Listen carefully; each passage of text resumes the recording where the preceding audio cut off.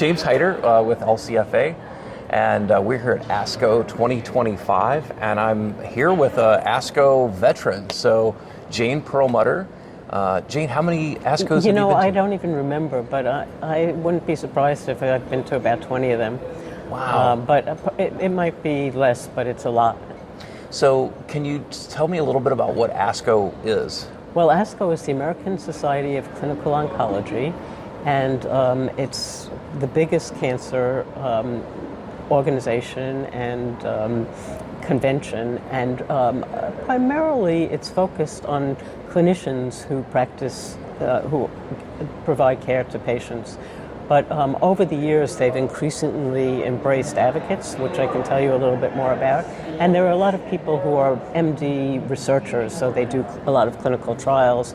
And one of the biggest things they do here is report on clinical trials.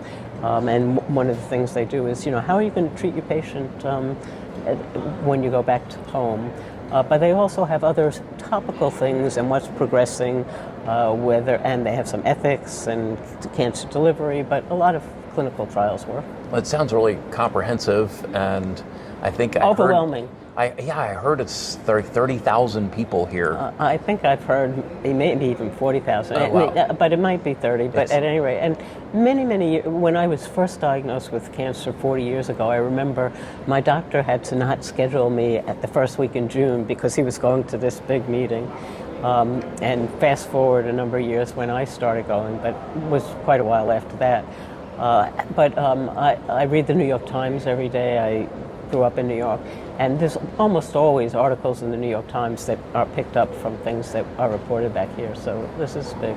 Yeah, I've been blown away by just the level of productivity of when I joined ASCO myself and started getting their emails, and you realize getting 2 emails a day that are jam-packed with new developments and updates. Right, and just the abstracts. Every morning, the ASCO communications, and every evening, the ASCO Post.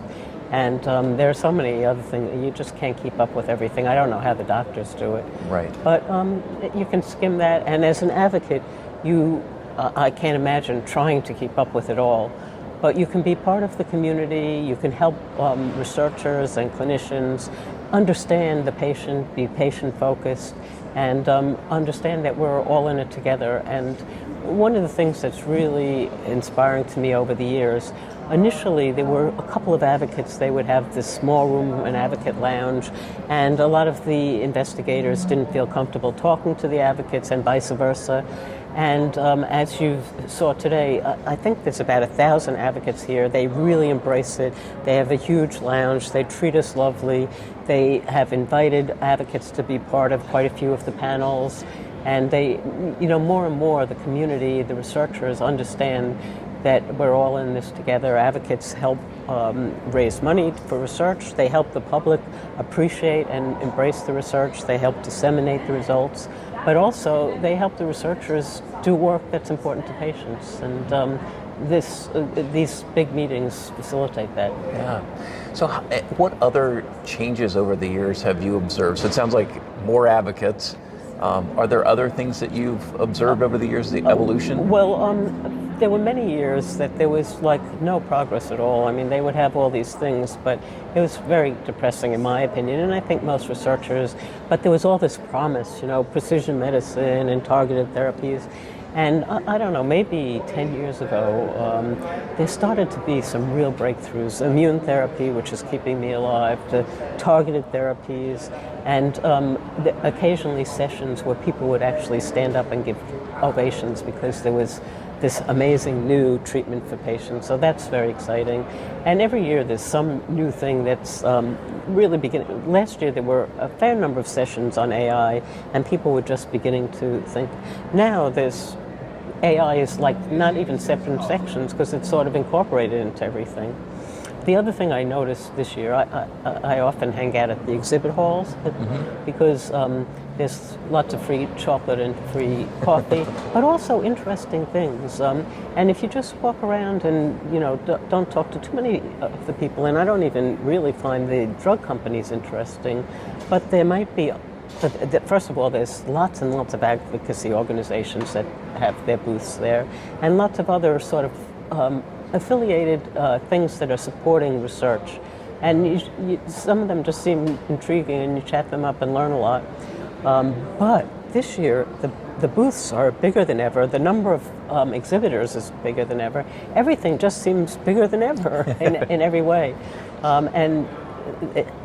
It's overwhelming to me. I've been here many years. I can't imagine to a new person, but we try in the Advocate Lounge, we try to mentor people, help them feel comfortable. My best advice is don't think that you're going to be able to do everything. Pace yourself. Don't feel obligated to listen to all of the scientific stuff. Use it as an opportunity to get a feel for the environment, to chat up different people, whether it's advocates, investigators, to go up after a session that you were interested in, talk to people, or email people about, gee, what you talked about is really interesting, I'm an advocate, can you send me a paper that I might be able to understand, or would you like to get involved with advocates?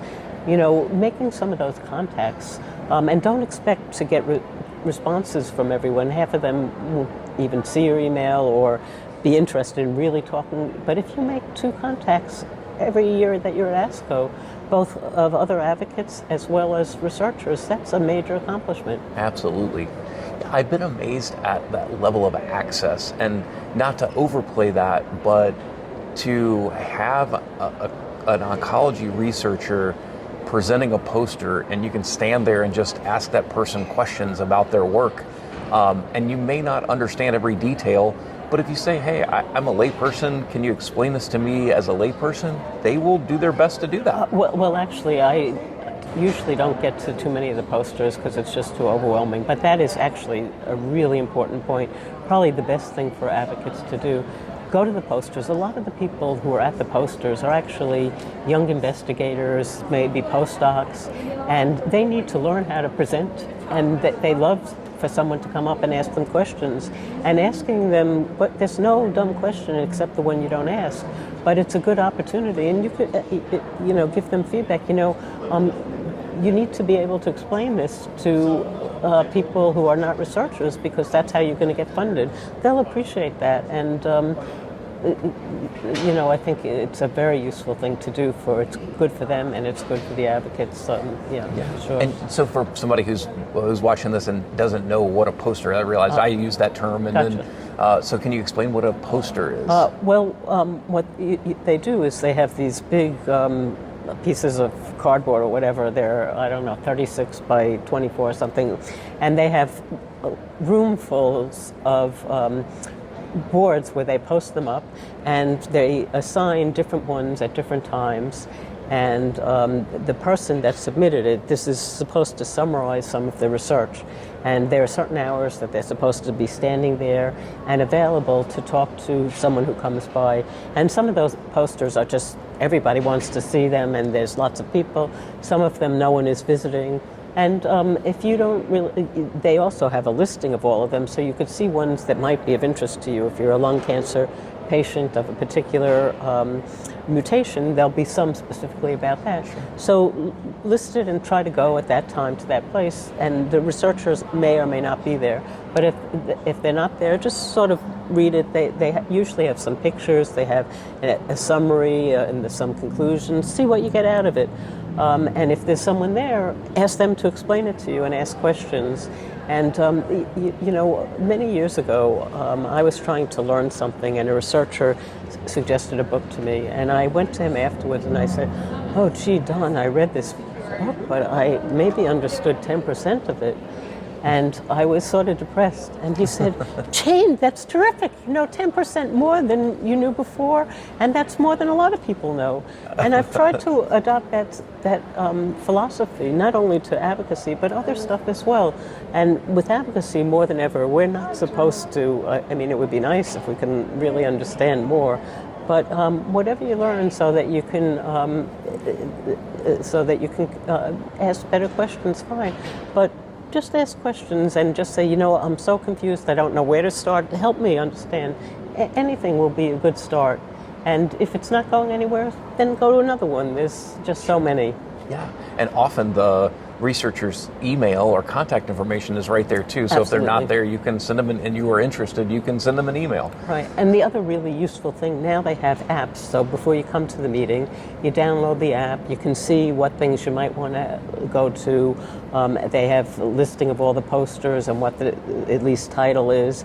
They have a listing of the whole agenda, and it's overwhelming, but if you take a look at that before you come with some idea, but once you have an idea, don't feel obligated to stick to it. Better to just meet and mingle with people that you're connecting with. Absolutely. So as we kind of wrap up, any other tips that you would have for somebody who's never been to a big lung cancer or a big, in this case, just general oncology conference? Enjoy it. Don't get yourself overwhelmed. Pace yourself. And the only other advice is wear layers, because the rooms sometimes are so cold, and wear comfortable shoes because you'll probably be doing a lot of walking. But best of luck. Yeah. Thanks so much, Jane. It's so great to talk to you. Thank you.